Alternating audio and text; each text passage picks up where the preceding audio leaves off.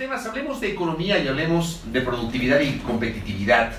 Hay expectativas sobre lo que pueda ocurrir en el Ecuador, más allá de que esta mañana Diario El Comercio hace una publicación que llama la atención, y llama la atención porque implica una reformulación de las proyecciones en materia económica para este año. Dice El Comercio: el Banco Central del Ecuador baja previsión de crecimiento al 0.2%. El Comercio dialogó con Verónica Artola, gerente del Banco Central del Ecuador, sobre la proyección de crecimiento que inicialmente correspondía al 1.4%. Las medidas de ajuste iban a desacelerar la economía, argumentó la funcionaria. ¿Qué opina nuestro invitado, Adrián Ordóñez, gerente de COFACE, que ya visita nuestra mesa de trabajo? Bienvenido, qué gusto, ¿cómo le va? Bienvenido, buen día. Buenos días, Fabricio, Alexis, gracias por la invitación. Pues sí, coincido. Creo que la publicación a la que hace mención Fabricio sobre las nuevas estimaciones de crecimiento del Banco Central se las veía venir. Creo que estaban un poco optimistas de ese 1.4% con el que empezamos el año. La proyección que se pensaba alcanzar en el 2019 estaba un poco optimista. Y creo que el tema del que vamos a hablar, competitividad, efectivamente es una de las razones por las cuales esa estimación de crecimiento se puede ver afectada. Por ejemplo, vamos citando casos, ejemplos. A ver, Fabricio, yo quisiera poner en contexto este tema de la competitividad, porque yo creo que, no sé, en la agenda de debate, creo que hay dos temas de tremenda importancia. El uno creo que es la corrupción y el otro es la competitividad. Yo creo que difícilmente otro punto, otro tópico, otro tema puede tener tanta importancia o tanta relevancia, y me voy a explicar por qué. Con una frase muy corta pero muy potente, y es que la dolarización depende de la competitividad. Me voy a explicar. El Ecuador no tiene capacidad de emitir su moneda propia, consecuentemente no puede devaluar. No puede devaluar y tampoco puede darse el lujo de que exista una escasez de divisas, de dólares en la economía. ¿De dónde vienen las divisas? Las divisas vienen principalmente de las exportaciones, y las exportaciones dependen principalmente de la capacidad de los productos ecuatorianos de competir en el exterior. Entonces, cuando hablamos de competitividad, estamos hablando de un tema extremadamente importante, extremadamente sensible, y yo creo que es uno de los principales temas que apuntalan la dolarización. Por ejemplo, diversificar y no depender únicamente de las exportaciones de petróleo. Sí, definitivamente, creo que ese es el problema del Ecuador. Es estructural, no es coyuntural. Estructural en términos de que hemos vivido los últimos 60, 70 años principalmente la exportación de petróleo y unos 4 o 5 productos principalmente agroindustriales. Hoy se está viendo la iniciativa de agregar algo de valor al cacao para llevarle en la cadena de valor hacia el chocolate. Pero en términos generales el problema del Ecuador es que la oferta exportable es una oferta que se ha visto amenazada por la pérdida de competitividad, como bien decía Fabricio al principio, producto de que ya no hay una devaluación. Pero esa era una competitividad espuria. Los economistas en términos técnicos llamamos a esa competitividad que viene de la devaluación como una competitividad espuria, como una competitividad falsa. Y es que tenemos que hablar de los factores reales que apuntalan la competitividad, y uno de ellos es el que ya está en debate, el tema de la flexibilidad laboral o los esquemas de contratación, en general todo lo que tiene que ver con la regulación laboral. El costo de la mano de obra. El costo de la mano de obra. Vamos a poner un ejemplo. En Colombia, un país hermano con quienes tenemos economías muy similares, la jornada de trabajo, la jornada laboral es de 48 horas. Acá en el Ecuador es de 40 horas. 48 horas a la semana. A la semana. ¿Incluyendo sábado o no? Allá, bueno, tienen la posibilidad de trabajar el sábado, o las 48 hacerlo el lunes y viernes. Exactamente. Pero más allá de las fechas o los días en los que se trabaje, si nosotros comparamos el mismo proceso de manufactura, asumamos que el salario mínimo vital es el mismo, que los sueldos son los mismos, allá se trabaja o se produce 20% más de lo que se produce acá. Entonces, en ese primer factor de producción, que es el trabajo, ya tenemos una diferencia. Si a eso agregamos todos los otros esquemas que hacen difícil la contratación y el despido en el Ecuador, vemos que el esquema de trabajo, el esquema laboral, la regulación laboral en el Ecuador no fomenta la competitividad. Y yo me voy a remontar al año 2008, cuando vino el mandato 8, fecha en la que desapareció la flexibilización laboral, el contrato por horas, el contrato de jornada parcial. Yo creo que esa fue la solución correcta al problema equivocado. El problema no era contar con esquemas de contratación flexible, el problema era que había ciertos empresarios que estaban haciendo abuso de ello. Pues lo que se debió es regular y controlar a quienes estaban abusando, pero no eliminar de la mesa las figuras de contratación flexible.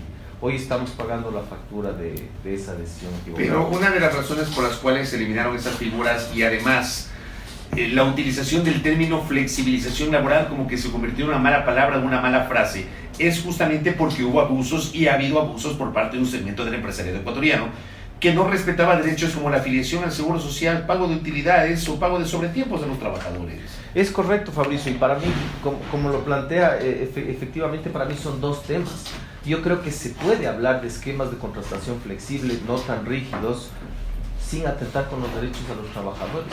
Existen muchos países a nivel mundial y de hecho las nuevas tendencias de formas de contratación y de trabajo son flexibles. Para mí son dos temas distintos, garantizar los derechos a los trabajadores por un lado y tener esquemas de contratación flexible.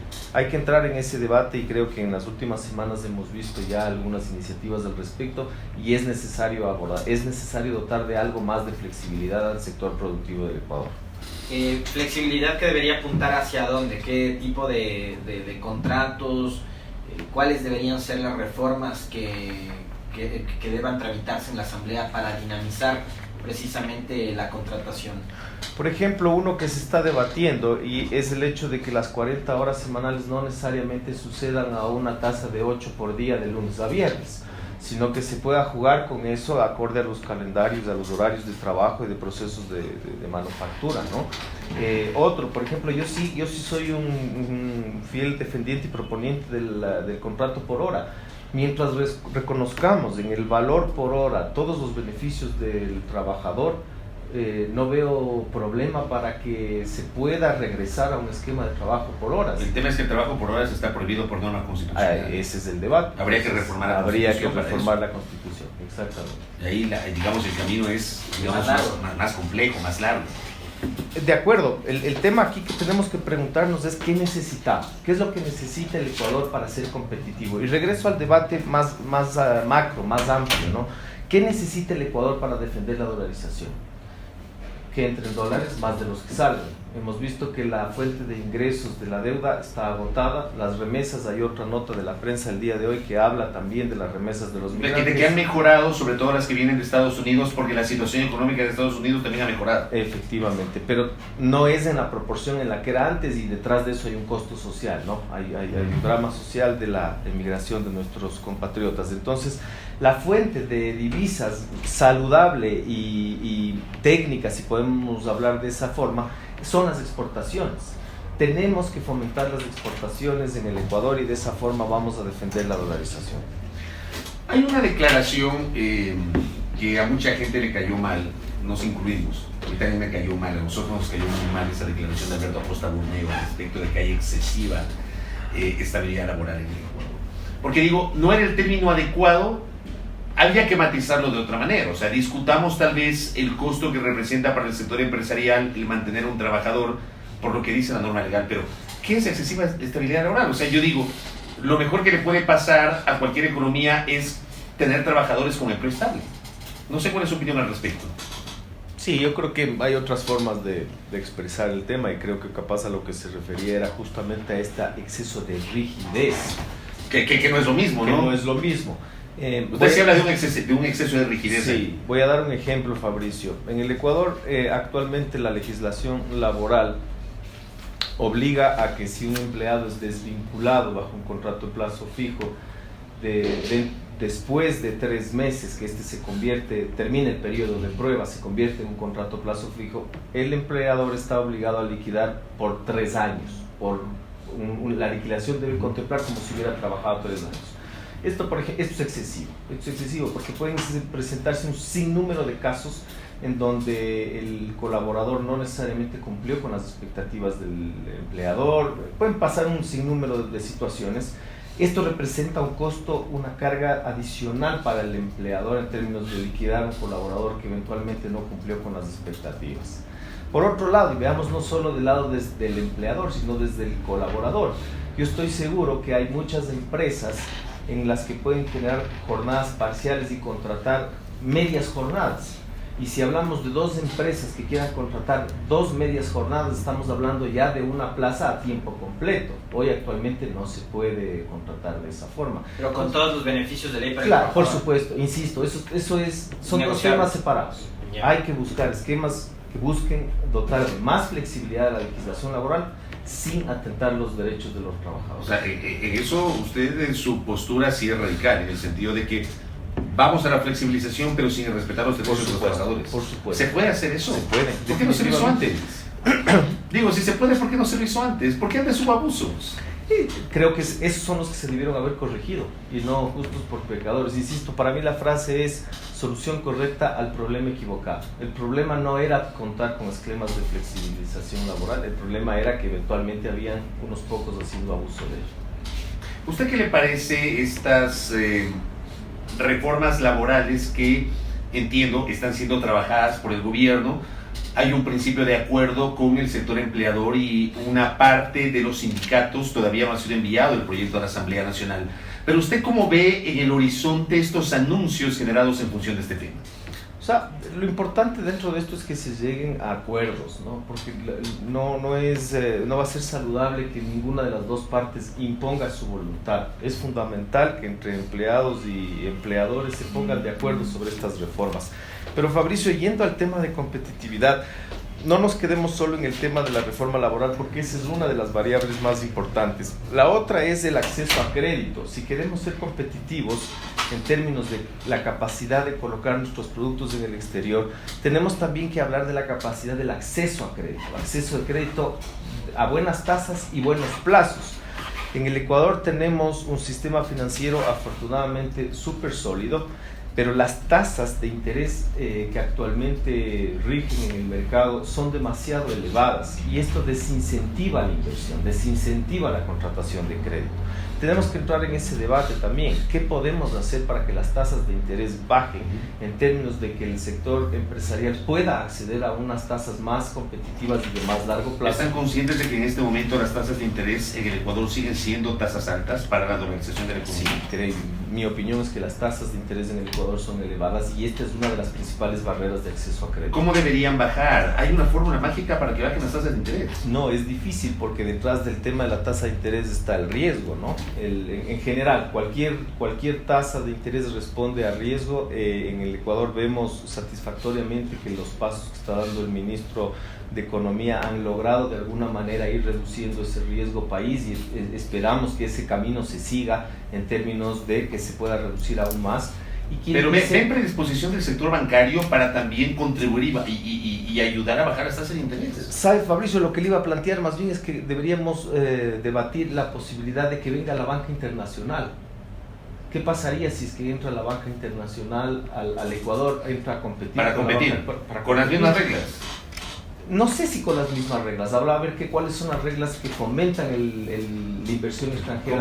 Como antes tenemos el Citibank, el Lloyds Bank, el Banco Holandés Unido y no sé qué otros bancos internacionales de México. Y el tema es otorgamiento de créditos para producir o también para consumir. Principalmente créditos productivos, de nueva inversión, de automatización, de procesos. Y esta pregunta, gracias Alexis, porque me lleva a hablar de un siguiente punto y es apostar a la innovación y al desarrollo de tecnología. No de nanotecnología, porque creo que tenemos que ir de a poco, pero el Ecuador debería plantearse la posibilidad de ser un gran jugador en la exportación de servicios. Y les pongo un ejemplo. ¿Quién más puede competir con el Ecuador en la exportación del servicio turístico de las Galápagos?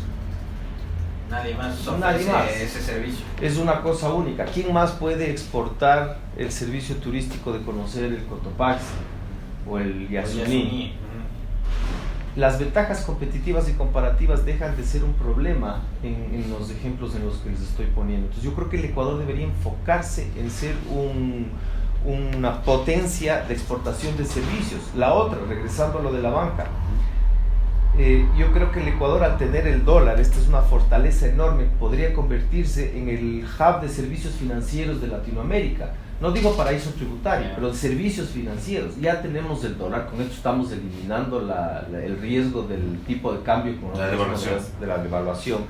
y podemos atraer capitales. Tenemos ya un sistema financiero sólido. Es cuestión de generar la regulación de la que hablaba Fabricio en torno a atraer esos capitales y convertirla al Ecuador en un hub de servicios financieros. Por acá nos escriben Franklin y le traslado esta inquietud.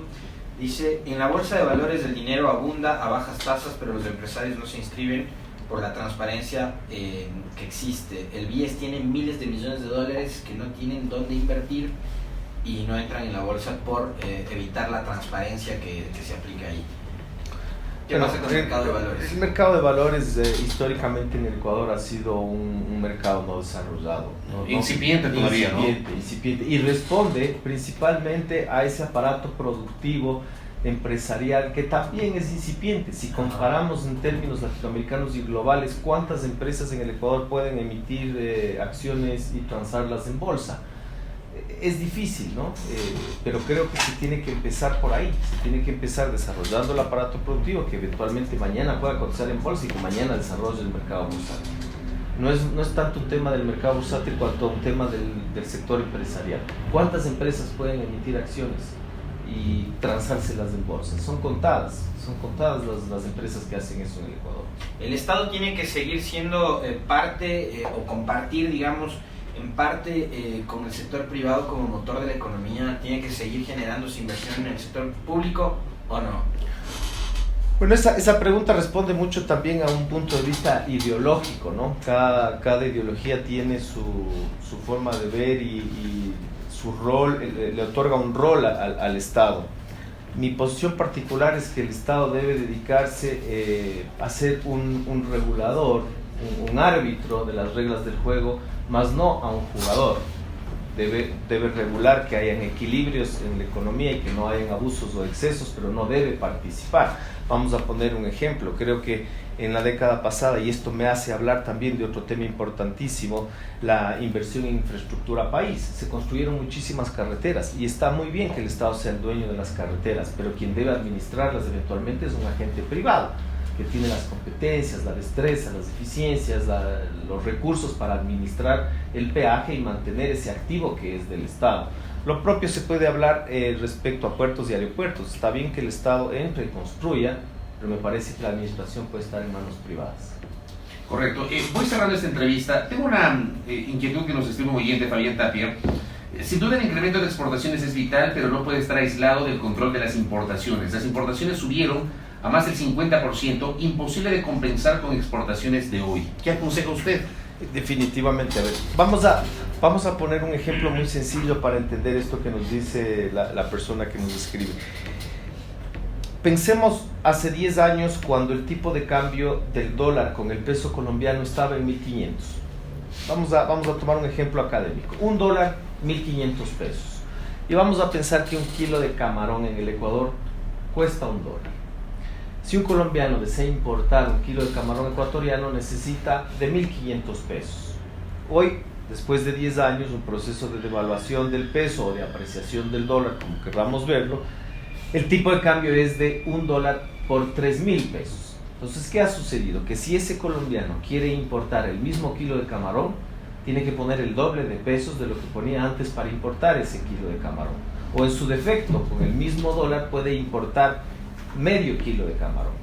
Este es el efecto de la pérdida de competitividad por devaluación o la competitividad espuria que han experimentado nuestros productos en el exterior. Entonces, si es que el dólar se ha apreciado y hemos perdido competitividad por devaluación o por tipo de cambio, tenemos que ir a una competitividad por productividad, en donde nuestras ventajas competitivas permitan de alguna manera mitigar este efecto de la devaluación. Sobre la pregunta de la persona que nos escribe, definitivamente ese es el reto. Las importaciones se han abaratado, si cabe el término, porque tenemos un dólar muy fuerte que compra mucho afuera y eso perjudica al aparato productivo nacional. ¿Se debería volver a las salvaguardas? No sé si a las salvaguardas, porque termina siendo eso también una medida coyuntural. Tenemos que plantearnos un debate estructural. ¿Cómo hacemos para no necesitar de medidas proteccionistas para defender la dolarización y el aparato productivo. ¿Qué tenemos que hacer para no necesidad de ese tipo de escudos? Es un debate mucho más profundo, mucho más estructural. Correcto. Adrián, gracias por el tiempo. Gracias. Hablando sobre economía y particularmente competitividad y la visión de nuestro invitado, Adrián Ordóñez, gerente de COFACE, respecto de la reforma laboral, el tema de control de importaciones, exportaciones, etcétera. Todo esto asociado a la competitividad de la economía ecuatoriana. 7 de la mañana, 32 minutos.